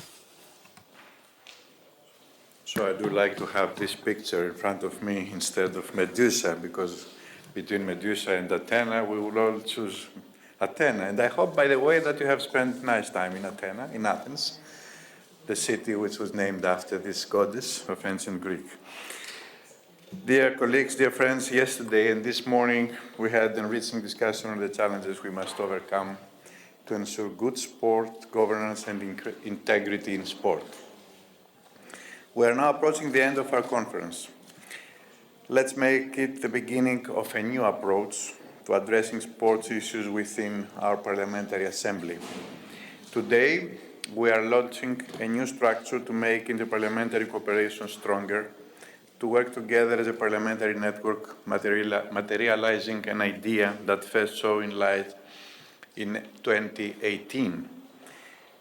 The resolution was 2119 of 2018 towards a framework for modern sport governance. Our Assembly entrusted the Committee on Culture, Science, Education and Media, which I had the honor in the past to be a member. As Mr. Fassino, you remember that. To consider the establishment of a parliamentary alliance for good governance and integrity in sport within a twofold aim: to reinforce PACE's capacity to address sport-related issues and to uphold the role and action of national parliaments in the design and implementation of policies enhancing good governance and integrity in sport. Our colleague Mogens Jensen is our first General Rapporteur on Governance and Ethics in Sport. He will present immediately afterwards the project in greater detail. But before, I would like to briefly explain why this project is important and why it is even more relevant today than it was in 2018. The Reykjavik Declaration does not mention sport. Therefore, why do we need to focus on sport? The question is a legitimate one, but the rationale for our choice is clear. As I also highlighted in my welcome address yesterday, sport has a transformative power for change and is a key vehicle for the promotion of democratic values. These values are not exclusive to the Council of Europe. They are global values, enshrined in the UN Charter and conventions. However, within sports, these values are currently under threat in Europe and worldwide, at many levels. They are challenged by totalitarian rulers, unscrupulous officials, and criminal networks. And we must stand against them. We need safe, clean, and inclusive sport as a means of driving positive change. We need athletes as role models for youth and society, as positive influences of human development.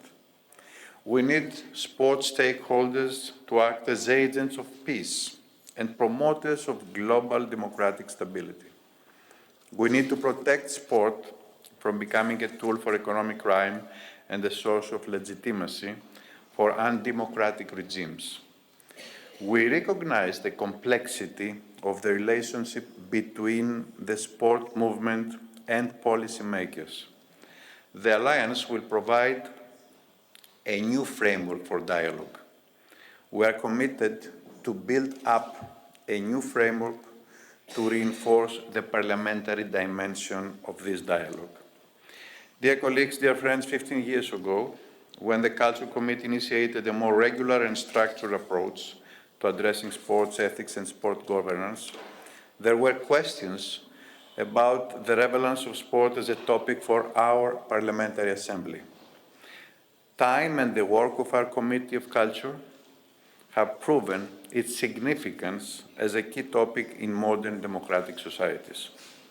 Today, various committees are examining the relationship between sport governance and the policy areas within their remits. We are exploring the interconnections, positive and negative ones, between sport and politics, discuss the importance of a value-based sport model that is not solely driven by profit, and consider the role of sport in building social capital as a catalyst of gender equality and inclusion, and as a key tool for people's health and well-being. Our exchanges these 2 days clearly point to serious issues we ought to deal with more effectively. It is now time to intensify our action and deliver. Let's work differently to achieve our vision on sports. I wholeheartedly trust that you will share this call and that you will support. As you know, I cannot vote in this assembly, and you will support Mr. Jensen's proposal. Before I give the floor to Mogens, I'd like to ask for you to excuse me because I have to catch a flight and I will not be able to stay for longer. Once again, as an Athenian, as a Greek, I want to thank you for being here in Athens. I hope that you enjoyed your stay, and I'm sure that this meeting, these 2 days, were really fruitful and will be a beacon for our Assembly for the next years to come. Thank you so much.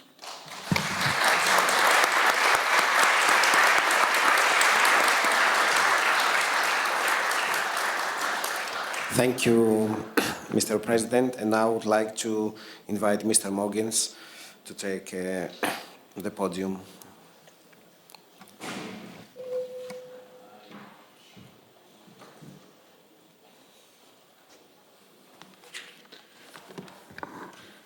Thank you very much, Chair. Dear colleagues, friends,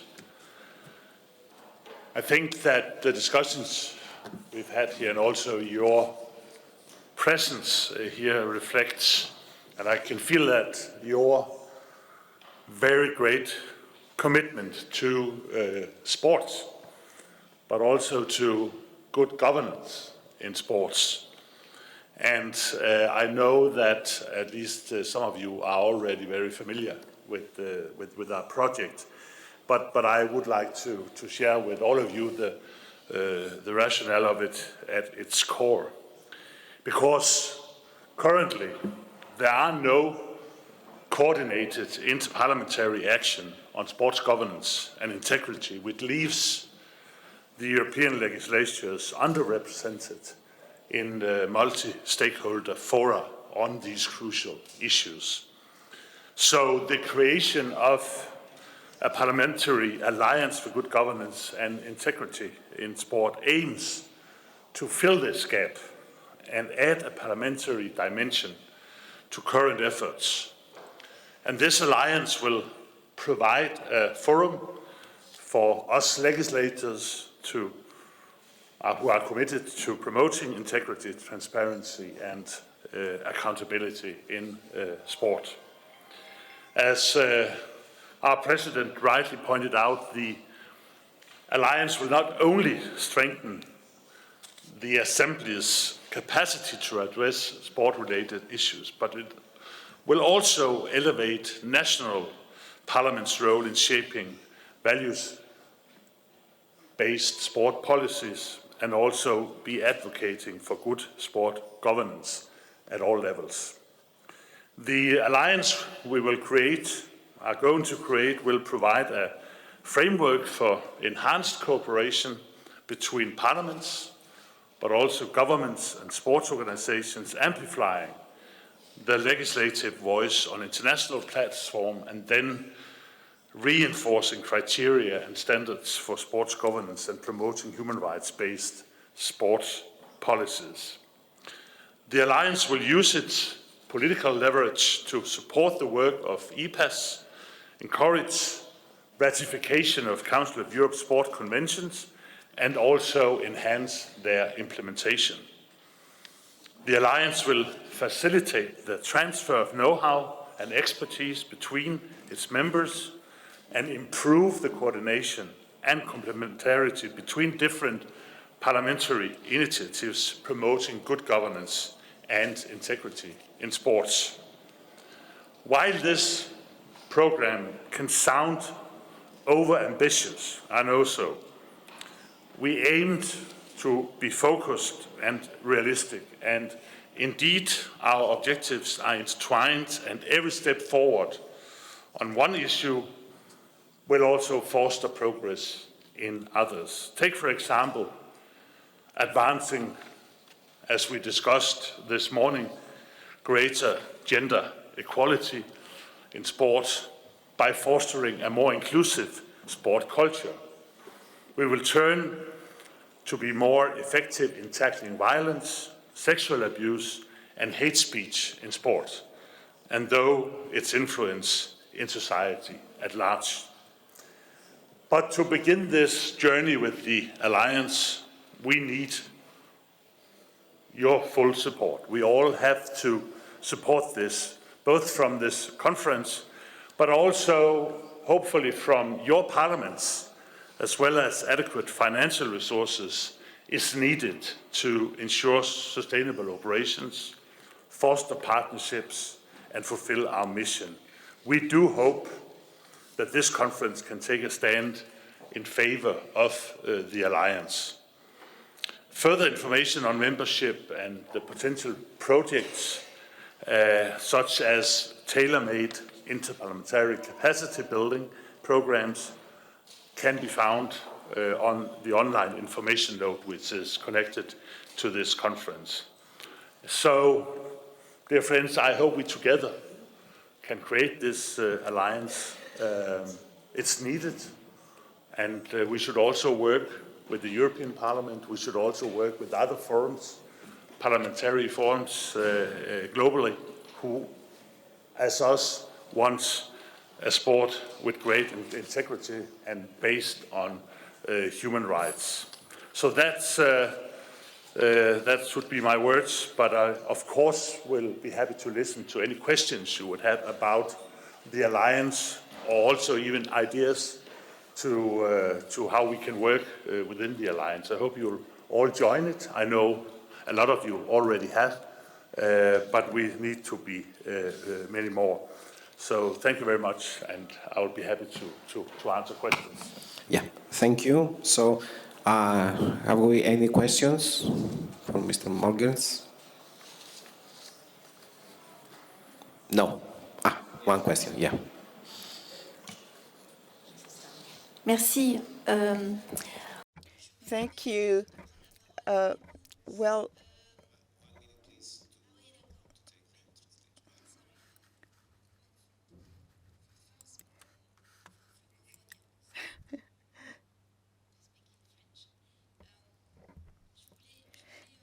I wanted to react to this very good idea of creating an alliance.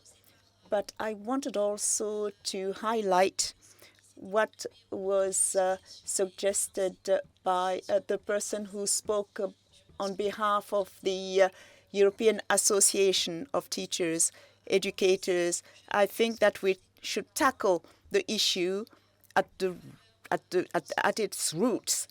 That is, the values of sport, respect for others should start really in the childhood. So we should work with the youth. So with this alliance, with the commitment which is made, maybe the charter which was suggested by the French colleague should also be supported. So I'd like to know whether you agree that it is included in the list of the commitments that we're making today for better governance and integrity in sport. Thank you. Very much. I, of course, totally agree that the root of the causes here are, of course, to start creating the right values in childhood and in youth, and also in our educational institutions.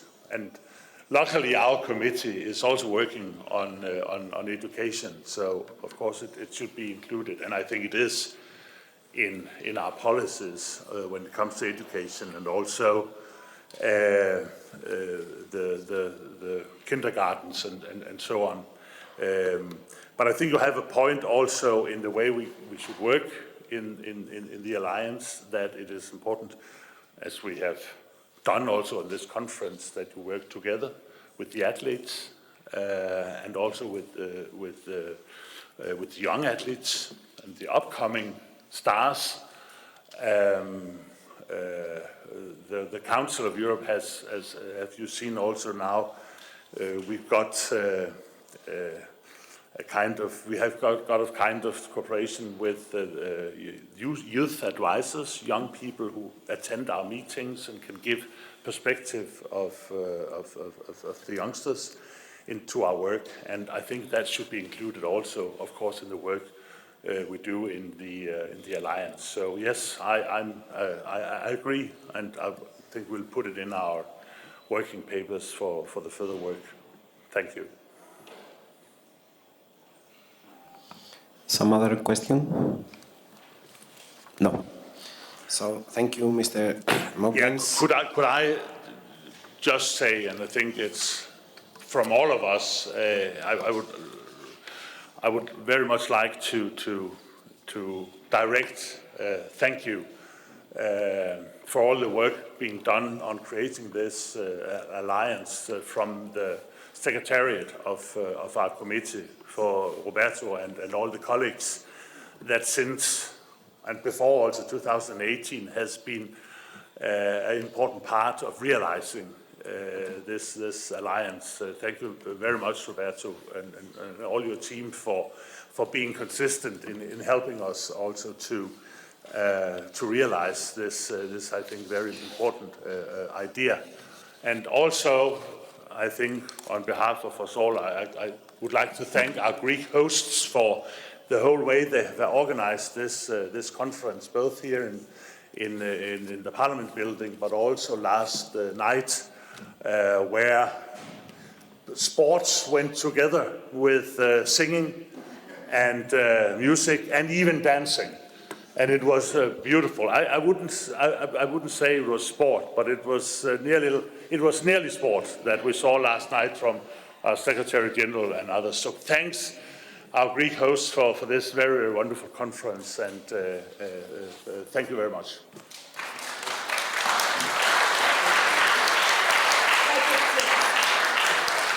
And finally, last but not least, our dear Secretary General Despina, we close the Athens conference. Despina, I give you with a great pleasure the floor to close the conference here in Athens. Thank you very much, Chair. Well, it's my pleasure to have the easy task to continue the thanks that Mons Jensen and yourself have already pronounced. So I think it was very symbolic that we have been in Athens, in the cradle of democracy, as the President of our Assembly reminded us yesterday, and the city that really embodies the Olympic spirit that we held this conference. I particularly want to thank also on behalf of the whole Council of Europe, the Hellenic Parliament, and the delegation to our Parliamentary Assembly, so efficiently led by Ms. Dora Bakoyannis as the chairperson and Vula Karasteriou as the responsible in the Secretariat for the organization.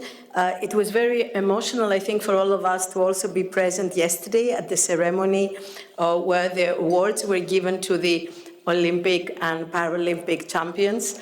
I thought they would have been very tired with long speeches, but I felt they really enjoyed being there, and they felt particularly honored that you were also there to assist to this ceremony.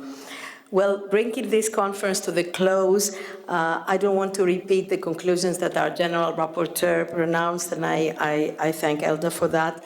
But I would like to say only a few words. I thought that maybe you can share the same feeling that we were really struck when we had personal statements, personal testimonies about harassment in sports. And I think this is really the conclusion we have to bring back home, especially you as national parliamentarians. We need to act so that we pass from the very good standards that are in practice to actual reality when it comes to stopping violence, stopping abuse, stopping harassment in sports.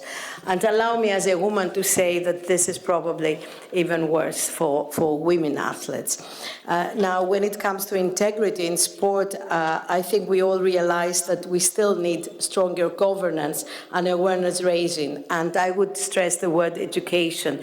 We heard it a lot. I think again, it's something to really bring back. We do need education, and we need joint action among international bodies. And this is where I see the contribution of our Assembly, because this conference was a great event. We are honored by the presence of the Secretary General for Sports, who is still with us, Mr. Mavrotas. But it's not one and only event. I think it's an event in the chain of events. It's in the chain of work that our Assembly has been doing for many, many years. And the Council of Europe, I realized when organizing this, is much more known than we may think in the world of sports. And this also, I think, explains the high level of participants we had. Last but not least, As a woman and as a mother of a disabled son who has an amputation, he lost his right leg when he was 4.5, allow me to stress how important this morning's session was, I think, for all of us, where we heard the problems that still exist when it comes to the gender issue, but also the inclusion.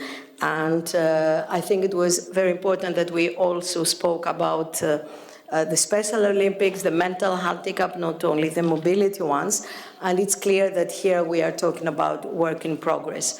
There is a lot of progress achieved, but we are not yet there. And I also take back home very clearly, I would say, the example that the Secretary General of FIBA gave yesterday, Adeto Kubo, the Nigerian young boy who came here with his family as a refugee, as a migrant, and thanks to sport, thanks to basketball, found himself from the courtyards to NBA now. And he was the one who held the Olympic flag when we had the Olympic Games in Paris in 2024. If we work together, and I hope through this parliamentary alliance we just created, we may have examples like the ones of Adeto Kubo, not just as happy exceptions, but more as a rule, I would say. Special thanks to all of you for your patience. Very special thanks to the panelists, to the interpreters. And with this, I hope you will enjoy now the visit to a very nice exhibition here in the Greek Parliament. Safe trips to all of us. Thank you very much.